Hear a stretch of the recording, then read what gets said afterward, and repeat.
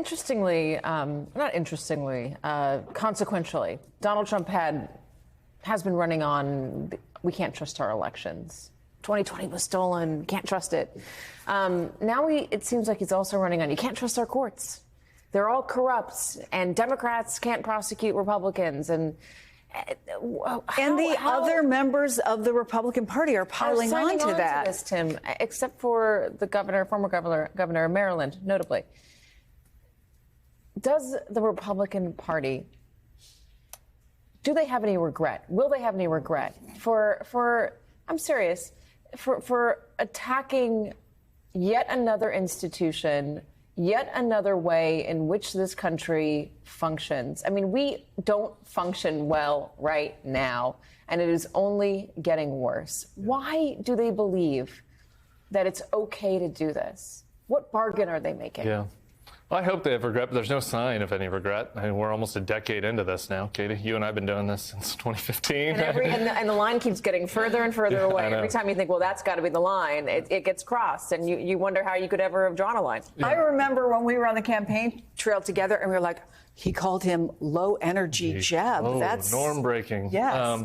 So look, but there was an exclamation point. that was not my fault. Look, I think it's really dangerous, and I think that there's huge downstream consequences, Katie. And I think that people are going to have regret a decade down the line, 15 years down the line. But they're all making short-term political calculations, and I think there's this bunker mentality in the Republican Party right now, where these people they only talk to their own friends, they only talk to their own media outlets, and they have taken in Donald Trump's grievance, and they've taken it upon themselves. And they feel aggrieved. They feel like they're being treated unfairly, and they're lashing out. I mean, it's delusional, but it's real. It's a real feeling. Well, having covered the Senate, and you now see Mitch McConnell, John Thune, Bill Cassidy's been pointed out, they want to regain the Senate. I mean, this is confirmation. This is everything. This is the agenda. And you just saw, by the way, that that Joe Manchin has re-registered as an independent in West Virginia.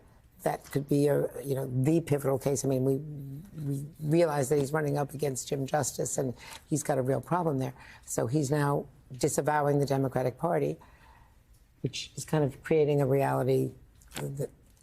Is this thing, though, Andrew, that helps him in the Senate? But here's the thing, though, Andrew, I just listened to you say that. That rationale is what got us January 6th, literally, right? Because there were those two Senate runoffs in Georgia January 5th. So why did Mitch McConnell, who knew better, who knew the Stop the Steal thing was nonsense, why did he go along with it for those 2 months? Because it's like, if we can just get through January 5th, if we can just win these Senate runoffs, then I'll be the Senate majority leader, and then we'll take care of Donald Trump after that. And now it's the reverse. It's the same rationale, right? So we just go along with him now. We'll just go along with it through November so we can hold the Senate.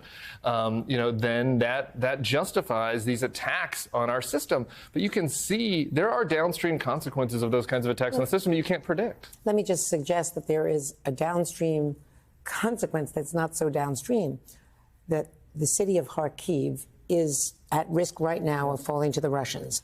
The President of the United States has changed the policy about being able to go to fire into Russia. That's all just happened in the last 24, 48 hours. That all happened because of the stalemate in the Senate and the House on the supplemental. From February on, when Lindsey Graham flipped over because of a golf game, he said, and he discussed this with Donald Trump. And, everything that transpired, and during those several months, that's when I was in Munich, and that's when Zelensky said we're going to have to start retreating, and they did. They lost Advika. Well, you're right. I mean, congressional dysfunction is not new, but this level. This is life and death. And the things that get ignored, I think, is a new You can level. talk about the border. I mean, Donald Trump went after immigration today, like he did. Bring you on this, Matthew Dowd.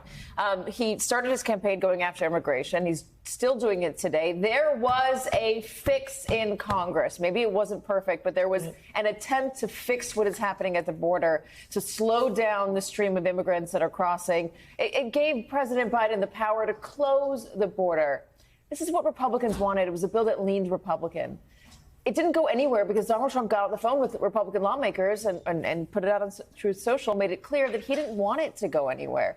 So what are the Republicans running on? Are they running on just put us in power because we'll be angry for you? Or are they running on actually doing something because they're not doing anything right now at the behest of Donald Trump? Well, we're in a politics where rational fixes give way to emotional responses, and Donald Trump operates in the field of emotional responses, and he wants an emotional response, and the border and immigration is an emotional response. I don't think the Republicans would have gone along with him, but for they also, I think, have calculated politically the case among the Republican base. I would argue when we look at this thing politically, I think too often we defer to, well, what are the base MAGA voters doing and how are they responding to what happened and what's going on in this? They're not going to change their mind, but they only represent about 30% of the electorate. About 30% of the electorate is sort of the MAGA hardcore Trump vote. What really matters and how this thing unfolds, his verdict and everything related to the Republican Party, is three groups of voters, and I can tell you this from an event that happened with Bush in 2000. The three groups of voters that matter and how they're going to respond to this are soft Trump voters who don't like him. People that don't like Donald Trump but are voting for him, they're soft. What do those people do? Undecided voters. I know it's a small group. It's 5% or 6%. What do undecided voters? And the third, which we often forget about, is what does this verdict do and what Donald Trump has said and done over the last few months in the course of this? How does it affect the Democratic base and how it will motivate the base? I'll take you just for 2 seconds down a memory lane. In 2000, and I don't often want to recall this, in 2000, George W. Bush had a DUI that no one knew about. It was in Maine that no one knew about. It got reported on Thursday before Election Day against Al Gore. Most people thought, oh, it's not going to have any effect. People have already baked in their feelings about this. We did, and I did these. We commissioned polls that weekend. We lost 3% across every electoral state in all of the key states between Thursday and Election Day. We thought we were comfortable in some places. We no longer were. And who moved in that 5 days or 4 day period were undecided voters and soft Bush voters. That's who moved those 5 days over a DUI from 30 years ago.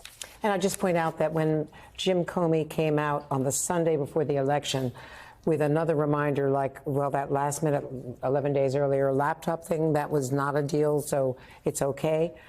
The tracking of the Clinton campaign showed that that was just another reminder of what they really didn't, what suburban women, friends, perhaps did not like about Hillary Clinton, the suspicions, and that really tanked them, although they went straight down for those last 11 days.